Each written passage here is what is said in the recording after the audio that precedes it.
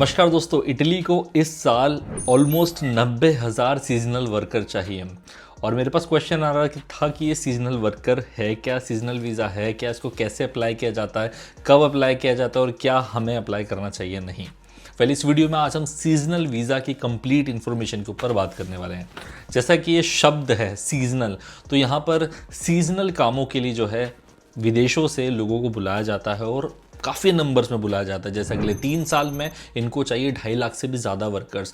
अगर 2026 की ही बात करूँ तो ऑलमोस्ट 88,000 वर्कर्स, 90,000 वर्कर्स चाहिए।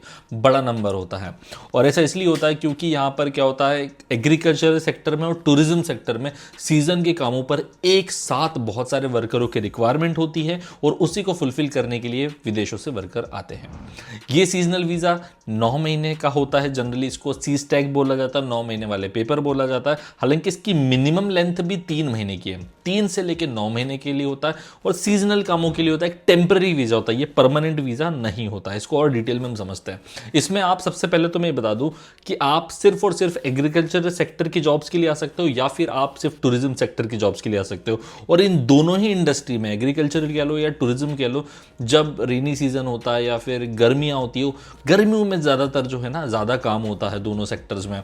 जैसे अगर हम एग्रीकल्चर की बात करें तो एग्रीकल्चर में जो है आप प्लांट को लगाते हो, उसको पानी देते हो, देन उसको हार्वेस्ट करके हो एंड देन मार्केट में सेल करते हो। तो एक सीज़न का काम होता है, 6 महीने के सीज़न का काम होता है, बाकी टाइम इंतज़ार करना रहता है। वैसे ही टूरिज़्म सेक्टर में जब गर्मियाँ होती है तो टूरिस्ट बहुत सारे आते हैं। उस टाइम पर होटल, रिजॉर्ट्स, रेस्टोरेंट्स सब फुल रहते हैं। एंड देन जैसे ही विंटर्स आता है तो टूरिस्ट आना बंद कर देते हैं एंड देन उस टाइम पूरा यहाँ पर ठंडा मार्केट हो जाता है। तो सीज़न के कामों के लिए ऑब्वियसली इन्हें कोई ना कोई तो चाहिए। तो इटालियन ज़्यादातर सीज़न के काम क्यों नहीं करते? क्योंकि हर किसी को चाहिए कि भाई हमें थ्रू आउट द ईयर काम मिले, पूरे साल भर का हमारे पास काम हो। लेकिन सीज़न के काम के लिए ये लोग नहीं करते, तो इन्हें मजबूरी में जो है फॉरेन से वर्कर बुलाने चाहते हैं। और एक टाइम पर इतनी ज़्यादा डिमांड हो जाती है, वर्कर्स की लेबर शॉर्टेज होता है, तो इसीलिए इन्होंने सीजनल वीज़ा इंट्रोड्यूस किया था ताकि पूरे साल की सैलरी भी ना पे करना पड़े। 6-7 महीने या 8-9 महीने की सैलरी पे कर दी और अपना काम भी हो गया, वर्कर आया चले गया, खत्म कहानी। ये चीज़ें होती है।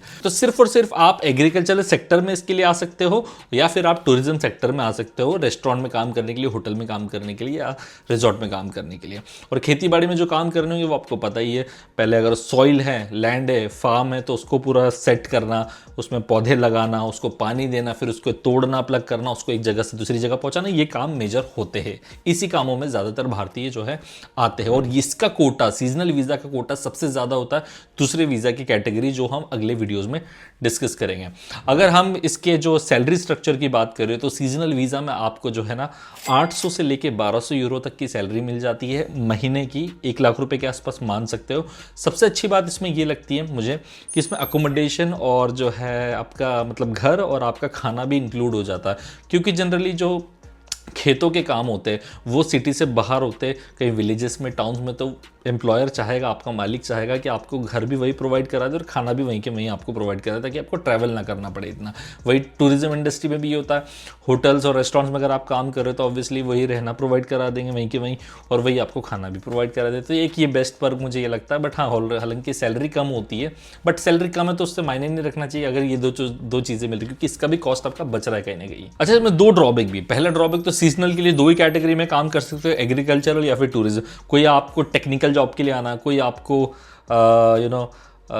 ऑफिस जॉब के लिए आना, तो वो इस वीज़ा की कैटेगरी के अंदर पॉसिबल नहीं है।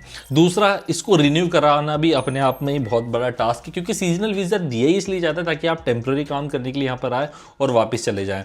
क्योंकि एम्प्लॉयर के लिए भी मुश्किल हो जाता है इसको रिन्यू करना, क्योंकि 6 महीने का काम है। अगर उसको रिन्यू किया तो और 6 महीने की आपको एक्स्ट्रा सैलरी देनी पड़ेगी, या 9 महीने का काम है और 3 महीने काम नहीं है, 4 महीने काम नहीं, तो और 4 महीने की एक्स्ट्रा सैलरी देनी पड़ेगी। तो कोई भी एम्प्लॉयर नहीं चाहेगा कि यार इसको बेफालतू में इस वर्कर को रख लिया जाए। हालांकि ऐसा नहीं है कि रिन्यू होता ही नहीं है, रिन्यू पॉसिबल है, बट बहुत मुश्किल होता है। काफ़ी लोगों को मैं यहाँ स्ट्रगल करते हुए देखता हूँ रिन्यू करने में, और वो उसका रीज़न मैं आपको बता चुका हूँ कि कोई भी एम्प्लॉयर नहीं चाहेगा इतना लंबा रखा जाए किसी को। हाँ, आपको अगर कोई एम्प्लॉयर बहुत ज़्यादा ही पसंद कर लेता तो बात अलग है, इसलिए वो रिन्यू कर देता है और आपके बिहाफ पे टैक्सेस और सैलरी भी पे कर देता है। अच्छा, अब इसको अप्लाई कैसे किया जाता है, सबसे इंपॉर्टेंट चीज़। इसको अप्लाई करने के लिए आपको एक स्पेशल प्रोग्राम का वेट करना पड़ता है जिसका नाम है डिक्रेतो फ्लूसी। ये ऐसा प्रोग्राम है जो इटालियन गवर्नमेंट ने लॉन्च किया था ताकि वो फॉरेन वर्कर्स को एक प्रोसेस के थ्रू यहाँ पर बुला सके और लिमिटेड क्वांटिटी में बुला सके। कोटा सिस्टम, मतलब इतने ही फॉरेन वर्कर्स आएंगे। हालांकि कोटा ही इतना बड़ा होता है कि ये फुल होना ही थोड़ा सा मुश्किल हो जाता है। जैसे कि अगर हम सीजनल की बात करें 2026 का कोटा है 88,000 का, अगर हम 27 की बात करें तो ऑलमोस्ट 90,000 का, और इससे भी बढ़ जाएगा 2028 के लिए, मतलब बढ़ते जाएगा ये कोटा कहीं ना कहीं।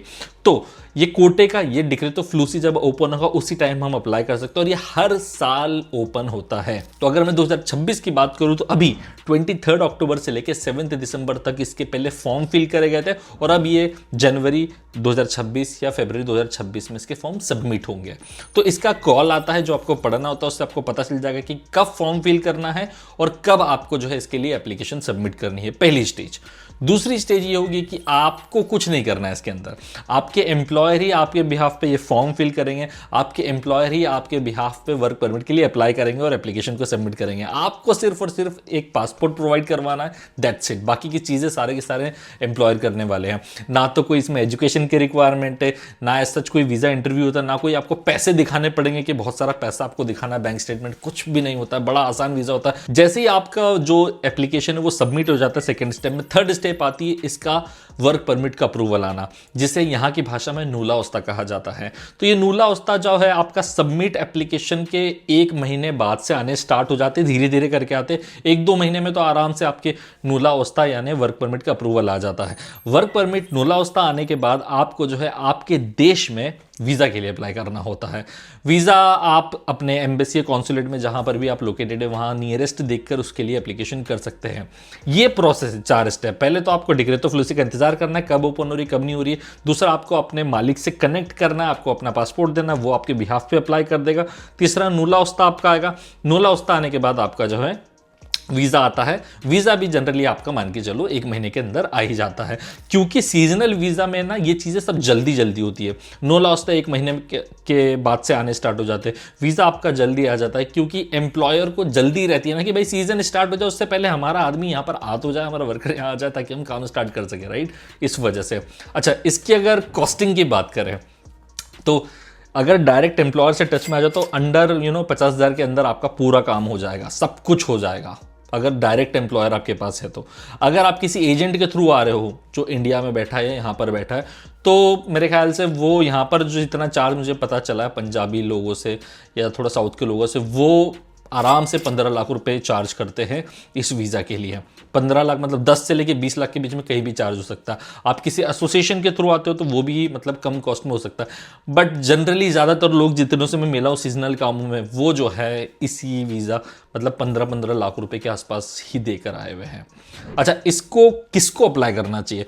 पहली चीज़ तो ये ऑफिस जॉब वगैरह के लिए नहीं, तो आप भाई फिजिकली बहुत एक्टिव हो, आपने पहले कहीं कुछ काम किया हो खेती वगैरह में या रेस्टोरेंट में, तो मेरे ख्याल से उनको आना चाहिए। हालांकि पहला कोई एक्सपीरियंस नहीं तो भी आप आ सकते हो, बट ये समझ लो कि इन कामों में फिजिकल काम ज्यादा होने वाला है। दूसरा, उन लोगों को आना चाहिए जो टेम्पररी बेसिस पर आना चाहते हैं कि यार भाई हम 8-9 महीने के लिए काम करेंगे और फिर हमारे देश आ जाएंगे, तो उन लोगों के लिए प्रेफरेबल है, क्योंकि रिन्यू करना थोड़ा सा मुश्किल हो जाता है यहाँ पर। हालांकि रियलिटी बताओ तो यार कोई वापस नहीं जाता है, सब यहाँ पर कुछ ना कुछ लॉयर के माध्यम से या किसी माध्यम से उसको फिर से रीअप्लाई करने की कोशिश कर ही रहे होते, तो वापस कोई जाएगा नहीं ऑब्वियसली, इतना पैसा लगाकर अगर कोई आ रहा है तो। तीसरा, ये एक सबसे बेहतरीन वे हो सकता है एंट्री लेने का, अगर आप किसी और तरीके से नहीं आ पा रहे, टूरिस्ट वीज़ा के तरीके से, स्टडी वीज़ा के तरीके से, then this is the visa जिसके थ्रू आप आ सकते हो, क्योंकि एज सच कोई रिक्वायरमेंट ही नहीं है, सिर्फ पासपोर्ट आपको चाहिए रहेगा और आपको यहाँ पर आके काम करना रहेगा। ये 3 लोगों के लिए मैं जो है रेकमेंड करता हूँ कि आप सीजनल वीज़ा पर आ सकते हैं। और गाइस, कुछ सावधानी वाली बातें जो आपको ध्यान में रखनी है। पहली चीज़ तो यहाँ पर देखो,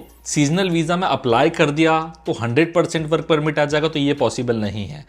ये मतलब एक तरीके से लक का गेम खेल रहे हो आप, आपका आ गया तो सिलेक्ट हो गया तो आप आ जाओगे, क्योंकि ये डिपेंड करता है आपके मालिक के टैक्सेस पर। अगर वो प्रॉपरली टैक्सेस पे कर रहे हैं, उनकी इनकम उतनी है कि वो आपको हायर करके सैलरी दे पाए, तो ही आपका सीजनल वीज़ा लगेगा। कई बार ये रिजेक्ट हो जाता है। दूसरा, नूला ओस्ता आने के बाद भी वीज़ा रिजेक्ट होने के चांसेस अब होते हैं, तो ऐसा नहीं कि नूला ओस्ता मतलब वर्क परमिट आ गया तो क्या वीज़ा 100% लग ही जाएगा।